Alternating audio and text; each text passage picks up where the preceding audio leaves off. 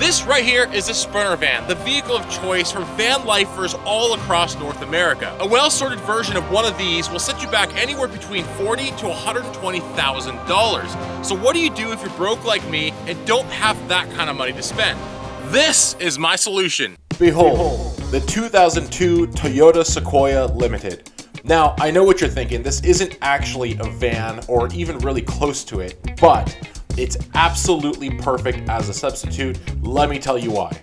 So this might possibly be the best van life alternative that there is on the market right now without having to spend $1 million on a car. It is incredibly spacious, tons of room on the inside. It has 4-wheel drive, which means that it can go in pretty much any terrain at all, any time of year.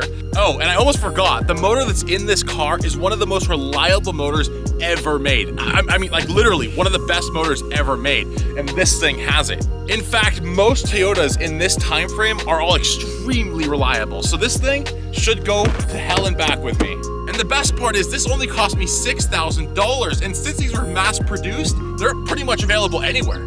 So I'm not gonna lie, this car is not perfect. I've been driving it around for about 6 months now, and I've been able to find some things that are just not totally right with it. The paint, for example, is chipping pretty much everywhere on this car. There isn't a single panel that doesn't have some kind of paint damage or nick or anything on it, so the exterior cosmetically is not doing so great. The technology in this car is really not up to date at all. We've had to actually install our own custom head unit to be able to listen to music in here, and the headlights don't really work too well. So we've actually gone ahead and put some auxiliary lights on top of the hood to be able to see in the dark nights when we're going off-roading or anything like that. Also, the stock wheels that this car came with were completely destroyed. I mean, they were wobbling, they were sketchy, so I had to buy new wheels and tires, put those things on here, and now it's been driving great since we did that. On the interior, I could tell that the owners before us might have had kids because there's a slight smell of rotten milk or vomit. Now, the biggest problem by far with this car is the high miles. This car in particular has 230,000 miles, and that is a lot, but for Toyotas, that's nothing. These things are known to go well beyond 500,000 miles and still drive like they're brand new, and this thing has really no mechanical issues. Now, I absolutely love this Sequoia. It has treated us fantastically through the time that we've owned it, but I want to take it up a notch and throw a bed back here, put some storage, make this thing super comfortable to be able to live out of, just like you would have from a Sprinter van for just a weekend trip or maybe even long term. Let's see if we can do it. First, I stopped off at the Gucci store, the lumber yard, to spend all my money on some wood to be able to make the bed frame. Then I began by removing any extra bits inside the car that I wasn't going to be using, primarily the seats. These things weighed a ton and they were taking up a bunch of space. This one right here almost broke my back doing it.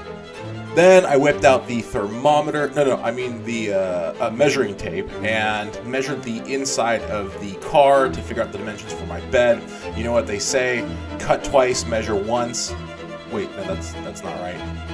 And of course, when using power tools, I wear my Heatwave Z87 approved safety glasses. These things are awesome. Shameless plug, link is in the description for those. My basic plan was to have an elevated bed with enough storage space beneath it to be able to house anything that I would need for longer trips. Being one of the world's greatest carpenters, this should be no problem for me.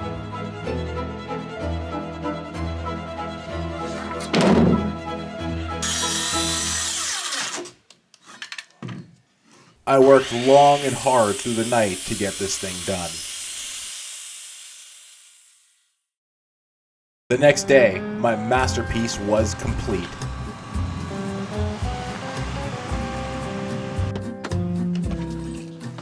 All right, it's done.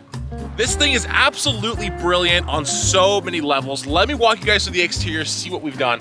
So obviously, as you guys know, we've got up front the auxiliary lights. These things are super useful at night. We've got ahead the new tire and wheel combination. Obviously, off-road tires, all-terrain, wind, snow, water, ice, dirt, and like I said, wind too, wind protected. Up top, we've gone for the sleek look and removed the top rack. And honestly, we weren't using it for anything, and it's probably gonna help with MPG because there's less drag. No science has gone into that at all. I don't know, I just wanted to switch it up a little bit. But by far, the most noticeable difference that we've got on the exterior is the rack here at the back. This is one of the best racks in the business. It's the one-up rack. Absolutely love this thing. It's basically our garage on the bike, so we don't have to put any of the bikes inside the car. They all stay on the outside, they lock up, they're safe. Awesome. I honestly couldn't be happier with this thing. Now, for the interior. Up front, we've basically gone for a little bit slightly less than stock look. Nothing much has really changed up here. Only really addition is that we've got a fire extinguisher mounted to the passenger side wheel well. That's basically so that in the case something catches on fire, we have easy access to the thing that stops the fire. So that's pretty much it. Moving to the back, this is where the real magic happens. We now have a bed, and this isn't just any bed because it doubles as also storage space, because underneath it there's enough room to put pretty much anything you're ever gonna need. For example, on this side I have my second garage. I've got tools in here, pumps for my bikes, my clothes, my helmets. Everything I'm ever gonna need is gonna be going underneath here. On the other side, I've got my kitchen and my bathroom. Yes, I said my bathroom.